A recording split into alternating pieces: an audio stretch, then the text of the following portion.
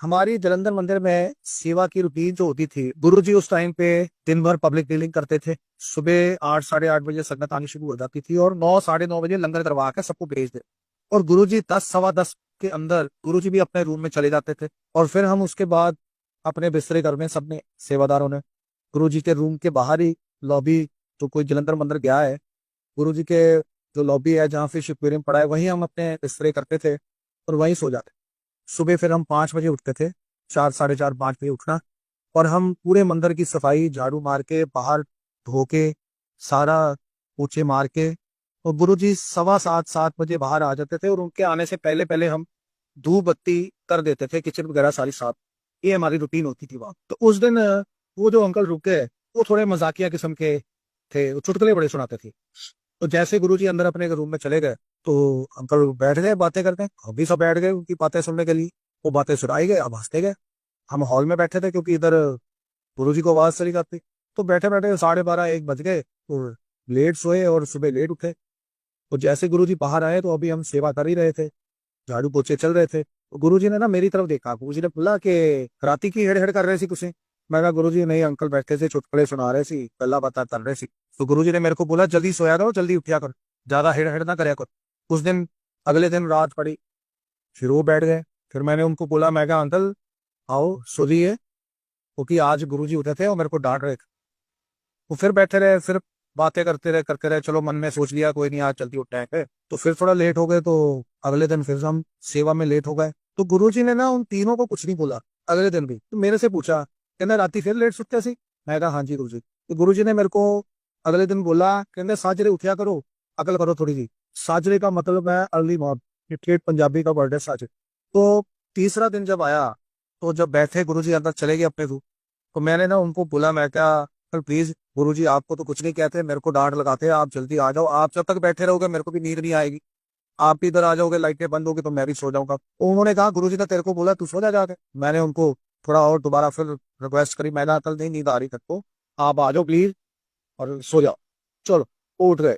11 साढ़े 11 बजे का टाइम था, वो उठे, कहते चल ठीक है चलो आओ सो। तो हम सारे चारों को चारों एक ही लाइन में हमारे बिस्तरे पे बिछे हुए थे, तो हम सो रहे थे, लाइटें बंद थी सारी। तो थोड़ा टाइम निकला, आधा पौना घंटा निकला, तो मेरे को हॉल में से एक छन छन की आवाज आई। मैं हल्का सा सर उठाया, बाकी तीनों सो रहे थे। मैंने हल्का सा सर उठाया, मैंने कहा ये कौन सी आवाज है। तो हल्की सी आई थी, बंद हो गई थी। मैं फिर लेट गया। फिर छोटी थी उम्र तो बड़ा डर भी लगता था अंधेरे से। थोड़ी देर बाद फिर जोर से आवाज आई। मैं फिर उठा, साथ में मेरे सुदामा लेटा हुआ था। मैंने सुदामे को बोला, मैं कहा सुदामा अंदर से कोई हॉल में ना छन छन की आवाज आ रही है। उसने कहा शैंडलियर की आवाज होगी, खिड़की तो खुली होगी, कुछ हो जा। लेट गया। फिर आधे पौने घंटे बाद फिर बड़ी जोर से आवाज आई। मैं उठ के बैठ गया, मैंने सुदामे को उठाया। बाकी वो जो दो अंकल थे वो सीनियर थे, इसलिए मैंने उनको उठाया। तो मैंने उठाया उनको, मैं कहा सुदामा उठ, बड़ी जोर से आवाज आई, चल उठ देखते हैं। तो उसको मैंने उठाया। जब हम दोनों उठ के हॉल की तरफ गए तो हॉल की लाइटें सारी बंद थी। मेरे को जो ऐसे लगा कि जैसे का कुछ पीतल के, वहां हमने गुरु जी के दरबार में ना सारा सामान पीतल का रखा हुआ है, लैंप्स है और दो तीन चीजें वहां एक की थी। मेरे को लग रहा था कि चूहा ना हो, कोई को नुकसान ना करते, मेरे को ये लगा था। तो हम जैसे उठे तो स्विच बोर्ड मेरी राइट तरफ था, तो मैंने स्विच बोर्ड पे अभी हाथ ही रखा लाइट जगाने के लिए। लाइट जगने से पहले हमारे दोनों के आगे से एक काले रंग की चीज बड़ी तेज से निकल गई थी, और वो निकली और सीढ़ियां, लॉबी में सीढ़ियां थी, वो ऊपर चली गई। हमें लगा कि बिल्ली है। हमने देखा दोनों ने, हम दोनों उसके पीछे भाग। हमने कहा ऊपर चली गई है। ऊपर सिर्फ गुरुजी का एक प्राइवेट बेडरूम होता था, जहाँ वो कभी कभी कोई वीआईपी आते थे तो ऊपर बैठते थे, और वैसे वो नॉर्मल बंद रहता था। तो हमने कहा ऊपर चली गई है बिल्ली, तो ऊपर से ही इसको छत से गुजारेंगे, तो अच्छा हुआ ऊपर चली। हम उसके पीछे पीछे ऊपर भागे। जैसे ही हमें सीढ़ियां आधी ऊपर चढ़े, तो जो डोर लगा हुआ था रूम का, तो पूरा का पूरा वहां पर इतना भयानक रूप देख के, मतलब कि पूरा एक पूरे डोर के साइज का एक फेस था, इतना बड़ा। शरीर नहीं हमने देखा, फेस इतना भयानक था वो, कि हम दोनों की चीखें निकल गई बड़ी जोर से, और हम बिल्कुल भीग गए पसीने से। इतना डर गए हम, और डर के हम बिल्कुल स्टिल हो गए। ना हम पीछे भागे ना हम मुड़े, बस देखते ही रहे हम, एकदम से स्टिल हो गया। जैसे ही हमारी चीखें सुनी, वो दो अंकल वो उठ गए। उठ के उन्होंने लाइट जलाई, गुरुजी ने बेल मारी, गुरुजी भी बाहर आ गए। तो वो दोनों अंकल आए हमारे पास, की होया की होया। वो हमारी बिल्कुल बोलती बंद, हमारी सुध बुध बिल्कुल गायब, कुछ भी नहीं बता पा रहे। पकड़ के वो हमें नीचे लेके आ रहे हैं। तो जैसे हम सीढ़ियां उतर के नीचे आए तो गुरुजी ने इशारा किया, पानी लेके आओ ना वहां से। उन्होंने, गुरुजी अपने रूम में थे और गुरुजी के सामने हमें खड़ा कर दिया उन्होंने, तो जाके पानी आया, हम पानी पिया, थोड़ी सी होश आई हमें। तो गुरुजी ना हमारे आगे ऐसे टहल रहे, तो गुरुजी ने मेरे से पूछा, कहते की देखिया ऊपर। मैं क्या गुरुजी, ऊपर तो भूत आ बड़ा बड़ा एक। गुरुजी हंस पड़े। गुरुजी कहते की देखिया ऊपर। मैं क्या गुरुजी हंसो ना, ऊपर बहुत बड़ा भूत है, कुछ करो उसका। तो गुरुजी ना हंसते हंसते लेट गए। गुरुजी हमेशा नीचे लेटते थे, जमीन पे एक छोटी सी इतनी सी तलाई बिछा के।